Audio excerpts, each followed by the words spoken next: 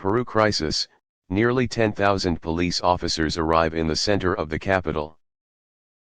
On February 9, Peruvian police deployed nearly 10,000 security personnel in central Lima as the country's General Confederation of Workers, CGTP, called for new protests.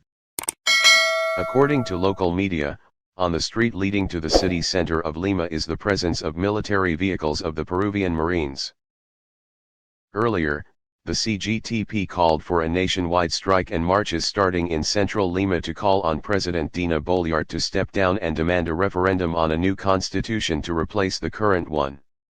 Drafted in 1993 under President Alberto Fujimori, 1990–2000. The Peruvian Ministry of Labor stated that the strike initiated by the CGTP is a senseless, unacceptable action, politically motivated and not based on the socio-economic or professional interests of the workers. According to AFP news agency, thousands of people took to the streets to protest in many major cities in Peru on February 9.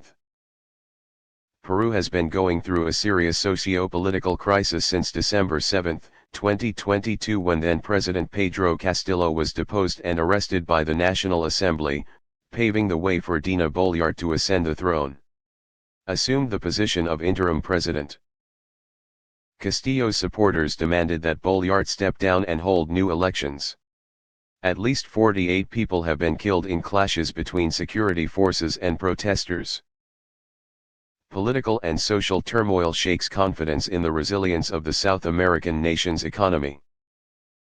On February 9, the International Monetary Fund, IMF, assessed that the economic outlook of Peru was very uncertain and downside risks prevailed, and called on the government of the South American country seeks to restore stability and confidence to put the country back on the path to economic recovery and growth.